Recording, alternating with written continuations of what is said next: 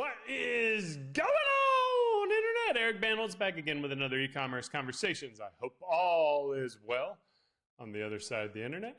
On the other side of the Internet for me is you guys. Once again, I've got a little branding guideline coming at you today. Really, I want to do a mini master class on how to create a brand from an e-commerce perspective. Now, most people, when they think of brands, they are going to think of a logo, or they're going to think of design, the choice of colors. All those are very much brand elements and an important part of the brand, but it is not the brand. And the brand is something a little bit more. The brand is actually what your company is. Your company is the brand. They're synonymous with each other. Whether or not you choose to be intentional with your brand, your company will have branding associated with it. The amount of energy and effort you put into your brand will entirely be contingent on what your strategy as a business.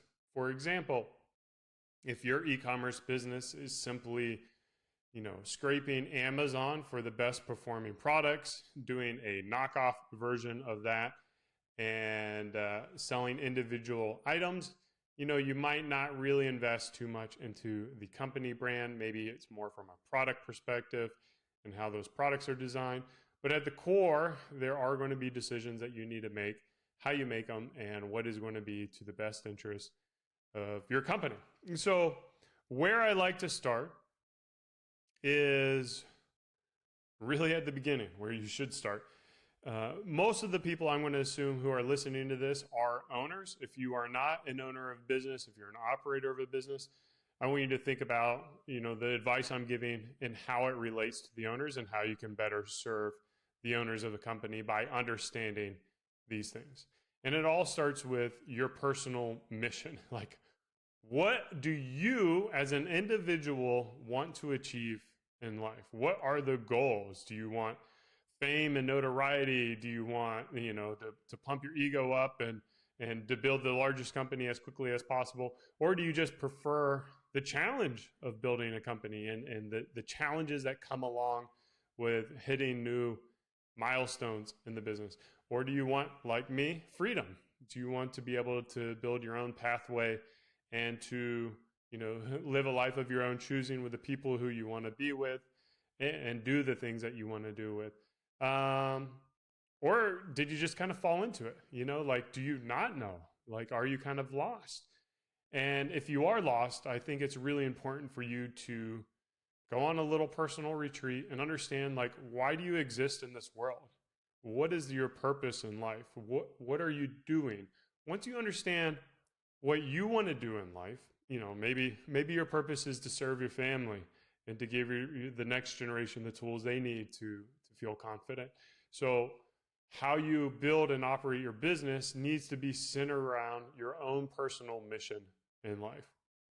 And once you understand your own personal mission, then that will start to help shape what the mission of your business is going to be in. I think personally, I think the challenge that entrepreneurs face most frequently is they end up in a situation where they're running a business that they don't love and they feel trapped in the business. And that happens when you don't have a mission for yourself and you don't have a mission for the company. So those are going to be the two most important things for you. So my personal mission, I am driven to build a life of freedom, as I mentioned earlier.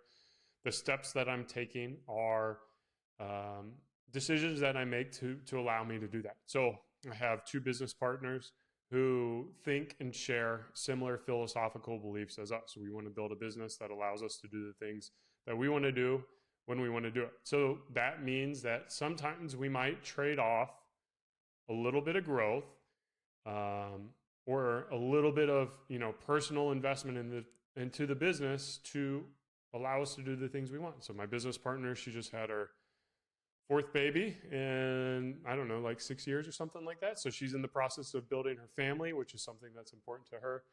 I love to travel. I'm headed to Denmark for the 6th time this summer, and we'll be there for 5 weeks to spend time with my family and work independently and do things differently than here in the States. And that brings a lot of joy, to me and my family. But that may not be the same kind of joy that you have. Now, when we think about it from Beardbrand, Beardbrand's mission is really kind of an extension of that, in that I want to be a catalyst for our customers to start living their life of their own dreams. And we do it specifically through grooming. So our mission is to help men loving the man looking back at him in the mirror. We believe that when a man invests in himself, then he has more abilities and more confidence to invest in his community, to invest in his family, to invest in the people around him. And through that grassroots individual self-improvement strategy, we are going to make the world a better place, a more loving place. So, that's kind of how my personal mission extends into the company's mission. And then around those mission of the company, you need to have core values. Beardbrand's core values are freedom, hunger, and trust. Your core values can be anything. I personally like to have single word core values. I think, one, it allows you to remember them easier. If you have core values and you can't respout them, you don't have core values. So by having short, to the point words that are your core values, it's going to be easier to remember. Everyone at my company knows our core values: freedom, hunger, and trust. We did this exercise and we tried to find the best word that could resonate for, the feeling we're wanting. Because you can have like duplication. You could have hard work is a core value, and ingenuity is a core value. Well, really those kind of come hand in hand together. So what we try to do is boil down, 3 distinct concepts that are different. So they kind of work in harmony for us, because balance is a big part of our business. We think of our core values as a triangle. So we have freedom, hunger, and trust. Too much freedom, and you might start to minimize your trust. If someone just goes off and starts doing their own thing. Too much hunger, and you're going to start to lose freedom. You're going to be working all the time. So having checks and balances for your core values for us was pretty important. Now, if you're on a rapidly growing, startup that you want to take over the world, you may not want that balance. It may just be over-indexed for, conquering the world. So you have to understand and think about, again, the core values start with mine and my business partner's personal beliefs of the world, and then they extend into the business. So we have those core values. I know there are other ways of doing it. So I share my way, knowing that our way is not the only way of doing it. I know Amazon has something like 10 core values, and they're all sentences. They're very specific. And I think that's a statement towards Jeff Bezos and the way that he sees the world and operates. Jeff is very much a reading kind of guy. From what I hear at the people at Amazon, they have to write up, they have to put their thoughts, their presentations on paper, and then they'll sit around in a meeting where everyone is just reading these documents that essentially have been created about a project that they want to think about. And I think that's a very interesting strategy and style, and not one that works for me, because frankly, I don't enjoy reading. I don't enjoy writing. I do think there is value in that, and I can see how that can be very beneficial for people, but I'm much more of a communication kind of guy. I like to talk about things and meet around, and maybe there are limitations to that as well. But you have to have your core values. Your core values are going to be how you make decisions about things when you have uncertainty with a decision. Is this going to align with the way we see the world? Are these vendors aligning with the way that we see the world? The best relationships that we've had at Beardbrand have been with partners who share similar views on the world. Those who I'm the type of person where a handshake contract is as good as a written contract, and I prefer to work with people who share that belief where their word is good, and we don't have to go through this process of writing everything down. And to an extent, like, to me, that's an indication of trust. Like, where if we can communicate, we can say we're going to, work through issues verbally, rather than thinking about all the things that are going to go wrong, trying to outline them in a contract and then negotiate through a contract. I feel like a lot of times, in my personal belief, people who lean heavily on contracts tend to be those who will take advantage of situation, fall back on the contract, versus people who want to build an authentically good relationship and are willing to work through challenges as they arrive to solve an issue, and understand that, we have choices to work with as vendors, and our vendors have choices who to serve. And, it's a relationship type of thing where we need to come together. So those core values are the root.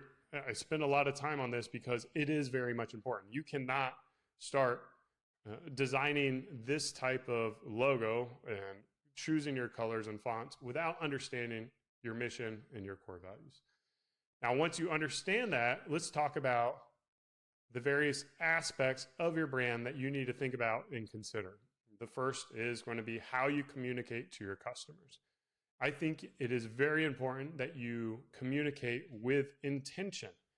And this communication style needs to be pervasive for your entire website. So not just your entire website, but your entire company. It's going to be how you communicate to your team, starts there.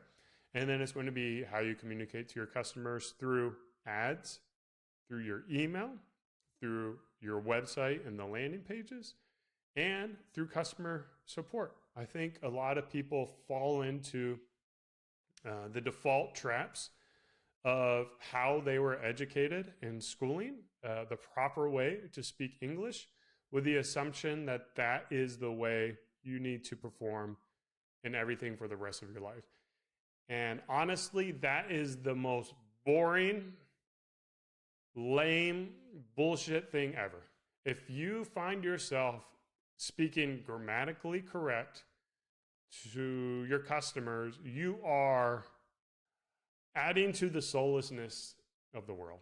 And it is of my belief that you need to speak with passion, with character, with conviction, with an ability to potentially upset people who are not aligned with your mission or your core values. And that's totally okay. That's my belief. Now, I say this knowing that I'm speaking to small business owners, and I'm not speaking to the Coca-Colas and the McDonald's of the world who need to appeal to a wide range of people. And I think there's just a little bit in life, there's an air towards safety and doing safe things. Like if you ever talk to a lawyer is always going to advise you on doing the safe thing. However, that may not be the right thing. Uber, for example, is a company that systematically, intentionally broke local laws to roll out Uber as a competitor to the taxi market. And if they went through the chains, Uber would not exist. So sometimes in life, it takes understanding what rules you can break, and something as simple as having an informal language or a certain cadence to your language is a very easy rule to break in my mind that is not going to typically upset a lot of people. So don't be afraid if your brand requires it to use inappropriate words or inappropriate language that might upset some people, but really resonate with your customers. The other big thing is your customer support. And I think so much of customer support is trained on, like diffusing the situation. I think the best way to diffuse the situation is to be human. And once humans interact with humans, it makes it easier to resolve the issue. Whereas customer support that is neutered and bland and dry. It's almost like talking to a robot. And once people feel like they're talking to a robot, they're going to continue to be malicious and have their guards up. So not only empower your customer support team to use language that aligns with a brand, but show them how and teach them how and encourage them to do that. So the way we do it is at Beardbrand, you communicate to our customers the way you would communicate to your friend. Some people, it may be like communicate to your customers the way you communicate to your grandma or to your spouse or to your boss or to, I don't know, a random stranger on the street, a homeless guy, like, I don't know what your brand is, but some frat boys.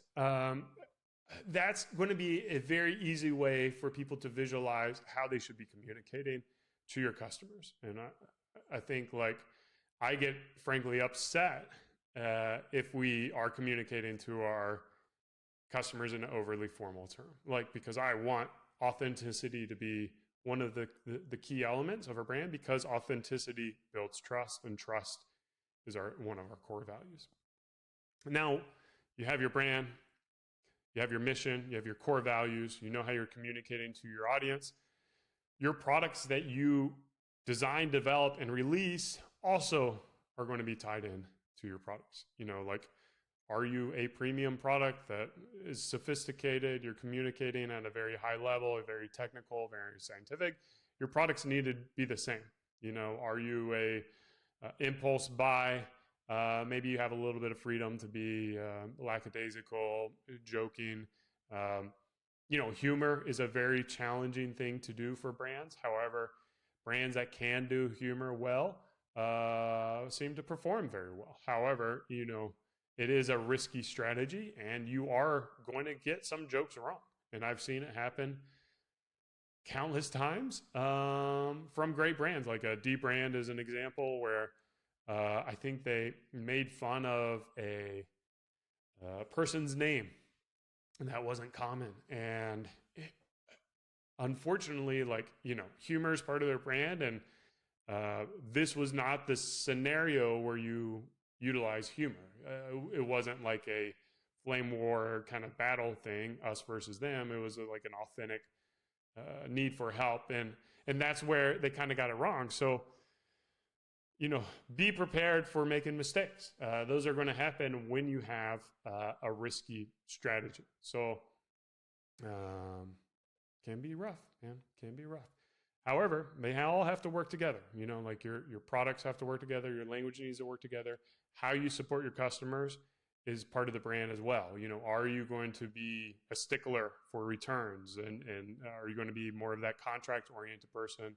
60 days is 60 days. Or are you going to be more customer-oriented? Have you built a business that is a higher price point that can, provide returns at no questions asked, take care of customers, build that loyalty? Both ways can be very much successful. However, you have to understand, like a Walmart does not have the margins to take the returns like a Nordstrom does.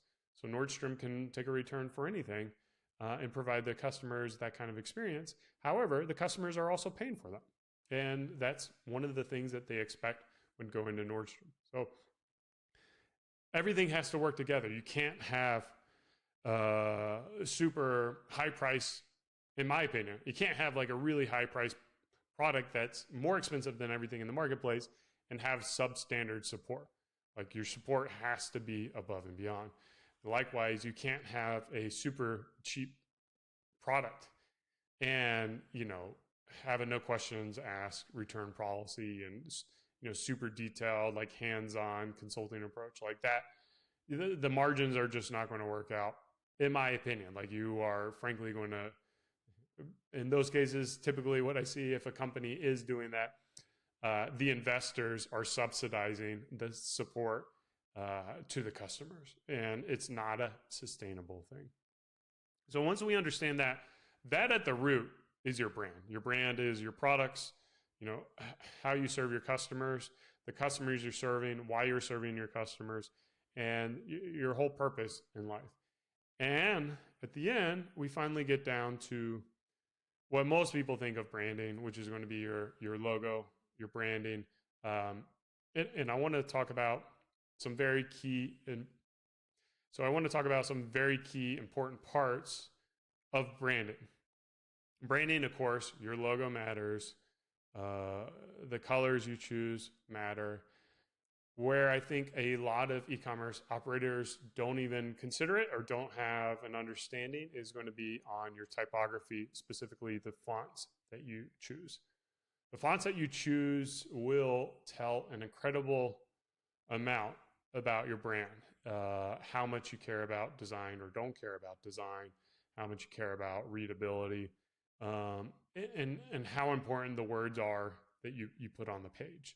There is, I think from what I see, most brands, especially small brands that are similar size to us, will just go with, like, again, safe fonts, which are going to be Arial, Helvetica, Tahoma. They're not going to go out on a limb and choose fonts that are big and bold and brash. And what happens in that case is you just end up becoming lost. And your brand, whether or not you choose to be intentional, if you are not intentional with your brand, then your brand will be, you will not be in control of your brand. Your brand will be someone else's control. So I do think the value of developing your brand and the fonts you choose, the logo, the branding, the colors, and the photography that you choose are going to be your ways to express your mission. Because if you are not controlling that, then there is no consistency. The shape of what your company is about can be determined by a lot of different people. And if you do not have that consistency where all of these things line up, the mission, your product, how you communicate, and how you visually represent yourself, then you're causing confusion with your customers. Once that confusion happens, it is going to be harder to convert your audience members to customers because they don't really know or understand what you're about, what your product's about, how it's going to improve their life. Whereas the more you can implement your branding from a consistent standpoint, then the more you're going to be able to make an impact on your audience and convert them to customers. I kind of want to also challenge you that when you have a brand, it allows you to get away with, I want to say get away, but allows you to embark on projects that might be perceived as controversial to other people. So in my hands right here is what I call the Book of Reminders. And it was a little booklet that I wrote, about 7 years ago. And there are 9 different reminders that I tell myself on a regular basis to help me as I face adversity. And this kind of goes back into, our mission, which is to help the man loving the man, looking back at him in the mirror. And of course, we primarily do that through great products like our utility oil and our utility balm, our styling products. But we also do that through quality content. And that content is delivered, obviously, through our blog, through our email, through our YouTube videos, but also through something like the Book of Reminders. In the Book of Reminders, I make some, I draw some lines in the sand. I share my beliefs. I share what's important to me. And I hope that if we've resonated with the right audience and the right brand members and the right customers, that the people who receive this will also find value in this. And I've been very fortunate to get several emails from people who have talked about how, they were they're in AA, and the Book of Reminders is a great reminder for them as they face the adversity of overcoming their addiction to alcohol or drug use, and how they wanted to get 10 of them for their classmates or their peers in AA. I've gotten people who have had traumatic situations in the past where one customer their husband was in a car wreck, and their wife and their children died. And, like that person could never let go of that trauma. And the booklet was a great reminder for them that that event happened in the past, and the person you are today is the person you are, not the person you are yesterday. And that growth is possible, and we can overcome things. So the stories I've been able to hear have been very touching. I have also seen negative comments about the booklet, where some people think of it as an attack on Christianity or the religion or whatever it may be, and it's not. It's not a religious book at all, but it does take lessons from various religions. So putting those statements out there, are risky. And I think at the end of the day, as you build a business, as you spend, 40, 60 hours a week working on something, it's important that what you're working on is an extension of yourself to a certain degree, and an extension of how you want to impact the world and make the world a better place. One of the secrets that I've learned over the years is that as operating, business, and I think, oh God, I'm terrible with names, but I think it's Philip Jackson on Twitter. He's a former guest, and he kind of talks about how commerce is culture. And I strongly agree with that statement. And basically, the world that we live in America, the culture that we know of America was essentially created, crafted, developed organically, not conspiratorially, or through commerce, through business. Now, the companies that succeed because they tap into something that the culture resonates with. So there is a little bit of, understanding the culture of society and developing goods and messaging that resonates with that. But you, as a business owner or as an e-commerce operator, get to shape what society can and should be. If there are beliefs that you have, it is almost your duty to share those beliefs through your business. And it's through that we are, there's a meme right now. You can just do things.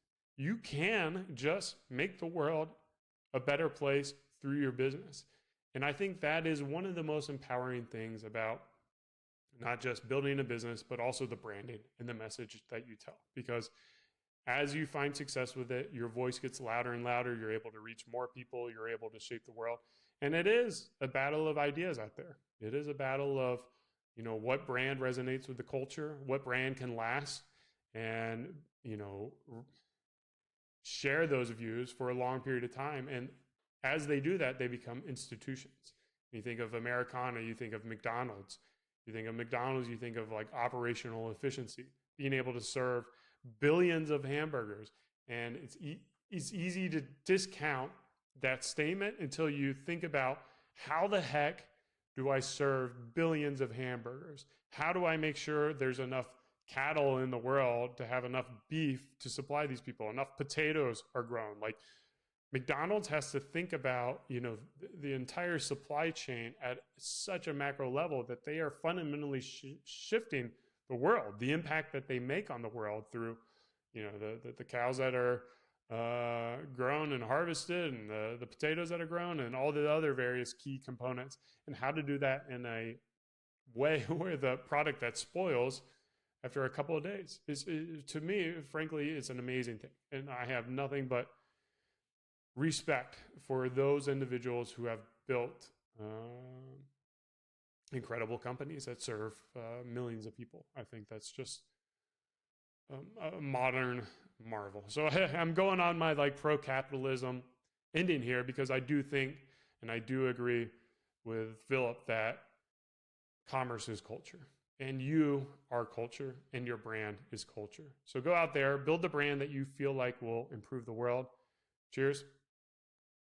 Keep on growing.